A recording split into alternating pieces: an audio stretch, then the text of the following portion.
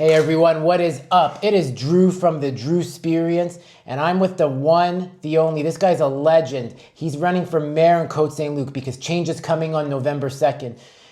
Out with the old, in with the new. After more than a decade, change is always good. He's a city councilor. He's a devoted father. He's an advocate for disabilities. I'm joined by the one, the only, and it's been an honor to work with him on his campaign trail to become mayor. David Tordjman, welcome to the show, David. Thank you very much, Drew. It's a pleasure to be here. Thank you so much for everything that you're doing, spreading the message and working hard. Hey, it's a pleasure. I mean, look, obviously, I like the principles you have. You're a man that believes in efficiency and systems, and I think, honestly, this is what Côte Saint-Luc needs. Côte Saint-Luc's an amazing city. Obviously, everyone loves living here, but there are some improvements that need to be made, obviously. We have to be honest. Yeah. Absolutely. It's a great city. We do have a wonderful city and a beautiful population, but the city has changed. The city has evolved. There's also other outside issues that we have to deal with.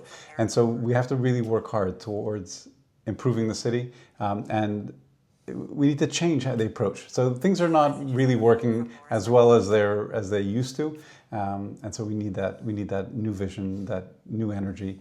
And I'm the guy to do it. I think you are, yeah, definitely. It's okay, that's his phone, guys. Don't worry, it happens. But then again, that's my podcast for you. Sometimes phones go off, it happens. It's like that when you're not mainstream. David, obviously, you've been a city councilor for 30 plus years.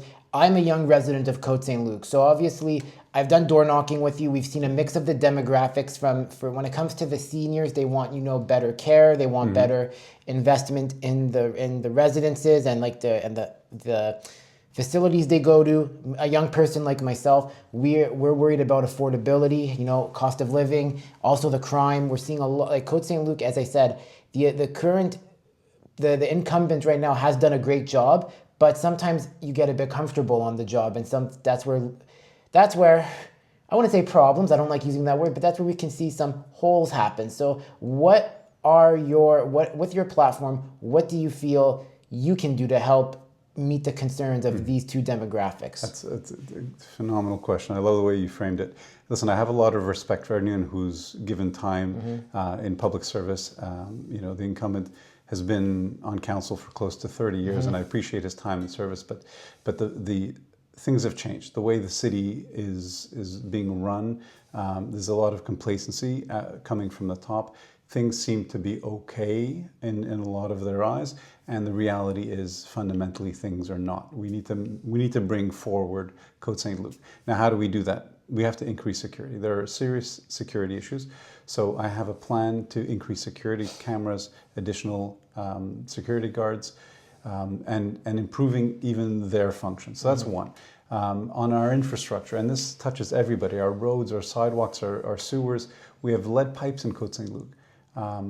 And the investment in that has been lagging for more than 20 years. And we see the result where our roads are worse than Montreal. So that touches everybody, seniors, youth, and really it's something that needs special attention. Now, as an engineer, I've done this internationally. I've done it in Côte Saint-Luc when I was the director. I know we can do things better. And then we need to invest in Côte Saint-Luc. So we need appropriate development in specific areas. That development is going to bring tremendous tax dollars into Côte Saint-Luc, revitalized areas where we're going to have, instead of leaving Côte Saint-Luc to go grab a coffee, instead of leaving Côte Saint-Luc to go get your special groceries, you're going to have access to those things in Côte Saint-Luc because we're going to revitalize certain areas. And those tax dollars are going to help pay for the additional security, for the additional investment that we need in our roads and sidewalks, and services. So we need services for our youth, we need services for our elderly and the general population. So we'll have the funds to do that and help reduce our incredible debt in Côte Saint-Luc that it's burgeoning, and we need to really attack it in a smart way. I definitely agree, especially with today's technology. I think the problem is that we see, like with Montreal, is we have the technology, and even though Côte Saint-Luc is its own borough, but this just goes for everywhere. We're in 2025, but it just seems like city councils and mayor offices, they're operating like it's in 1995 still. And we need to get, as you said, we need to streamline and get used to the technology to use it to our advantage. Absolutely. There are tremendous changes in technology. If I'm talking engineering terms, there's things that we can do to have better roads, better traffic signalization, safer traffic flow. So those are things that we can absolutely work on, that we need to look at. And we need representation at the agglomeration. So as a demerged municipality, the mayor needs to go to the agglomeration meetings, like not a second councillor. It needs to be the mayor, and that's what I'm committed to doing, is being the mayor that's at the agglo meetings, representing Côte Saint-Luc, and really making sure that our needs are met, because almost half of our tax dollars go to Montreal, and we need representation. Very, very true. Now, to touch back on security, you said you want to have better cameras, give more power to maybe, like, say, Côte Saint-Luc or Hampstead security. Well, more Côte Saint-Luc, because, this is Côte Saint-Luc. Yeah. We're seeing a lot of, in parks, that's unheard of. We're seeing a lot more homelessness now, which is very tragic, cost of living, mental health issues, like the whole spectrum of problems. And it is kind of worrying for a lot of the residents, especially for me, like when I go for a walk and, it's tragic, but they can get a little, sometimes the homeless can get a little intense sometimes, so to say, because of the issues they're going through. So how would security in your platform help de-escalate any of those issues? So, homelessness is a terrible issue. Montreal needs to deal with it. The province needs to deal with it. And we do need to address it when we have issues in Côte Saint-Luc. Security is an issue in terms of people that are coming into Côte Saint-Luc. We've had issues of thefts, issues of, really just, it's been thefts and pickpocketing. These are issues that we need to address by additional securities. Cameras won't prevent a crime, but it'll help identify. And it's also going to be a deterrent. Whenever you see a home that has cameras, it's a deterrent to go to that home if someone wants to rob it or has ill intent. So if we have cameras in Côte Saint-Luc, not to identify individuals that are fine, but if there's criminality, we can identify those criminals, and then we can pass that information on to the police and help reduce the level of crime just by those measures. Giving security officers additional resources will also help, because we're going to have more security officers, more training, of course, and it goes to that point, is how do you de-escalate? That's just a matter of training and making sure that they have the right tools. That's very true. When it comes to affordability, obviously with rents, mortgages, your platform is you want to invest into more property management. But it's more property. You said that you want to invest more back into properties, in terms of like getting the maintenance done faster, not just waiting till an election year, like getting it done like every 6 months to a year. And then with the profits from that goes into like maybe building more rentals, like more homes. Well, just to be clear, Drew, is that the city's not going to actually build these properties. It's all private builders. But the city, through its master plan, that unfortunately over the last 6 years has cost the city almost $1 million, and this administration just hasn't moved it forward. No. There hasn't been that investment, the investment by private enterprise and private owners that are going to develop certain areas. We need to work with those developers through this master plan, get it approved, and move it forward. It needs to work for Côte Saint-Luc. It needs to be the right kind of development. We don't want just towers everywhere. We want to make sure we have low-rise, single-family homes, duplexes, townhomes. These are affordable ways for young families to enter the real estate market, own their own place. And obviously we're going to have some condos and some rental apartments. And the additional stock of inventory of homes will keep our youth in Côte Saint-Luc. Will make it more affordable for them to stay, as opposed to moving to, outside of Côte Saint-Luc, the other beautiful towns. But I don't want my kids moving to Dollard. I want them staying close to me. I love Dollard, but I just think, and I think their mayor is fantastic, but I would want my kids to stay close to home. And so that's a bit of the reasoning that I have in terms of making sure we have appropriate development in Côte Saint-Luc. And the revenue from that will help us pay for security, infrastructure, and can't deny this. Our taxes are going up year over year sometimes, and oftentimes over the inflation rate. So we need to scale that back. We have a debt that is massive in Côte Saint-Luc, and that debt service is costing us a lot of money, and that goes into the taxes that everybody has to pay. So we need to attack that, and how do we do it? Through additional tax revenue by new properties. That's very true. And obviously, Côte Saint-Luc, there's a lot of land that we can use should the master plan be approved. And I agree with you because Côte Saint-Luc is a great city. It's central to everywhere. Everyone that's moved to Côte Saint-Luc, or I've spoken to those who used to live in Côte Saint-Luc, they live elsewhere now for whatever, but they always give the feedback as, yeah, I had a great experience living in Côte Saint-Luc. It was just central to everything. Yeah, so we have a great city. I don't want to deny that. It's just, it's costing more and more to run the services that we have. The city can't afford it, so they're cutting back on services. So additional costs, reduced services. The residents are the ones that are paying the bill for all of this. We have a park that costs $7.2 million. A park that needed renovations, but was it the right thing to do? I don't think so. I voted against it.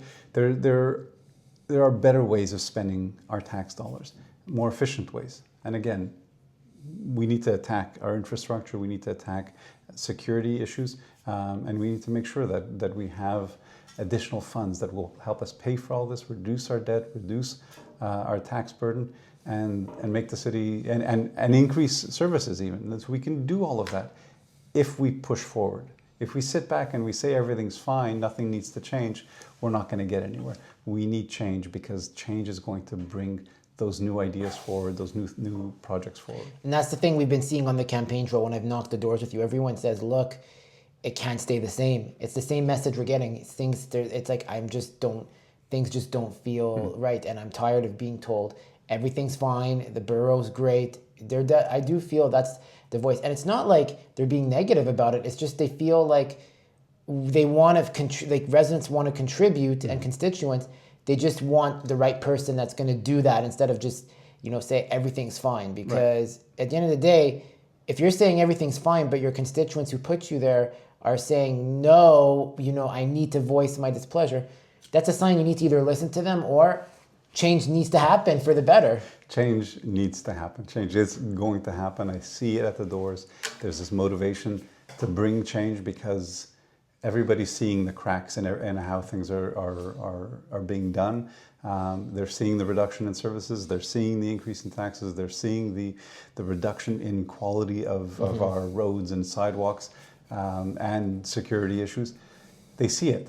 And so what I tell people is, and I put my plan out there. It's all out there on the web and on my social media.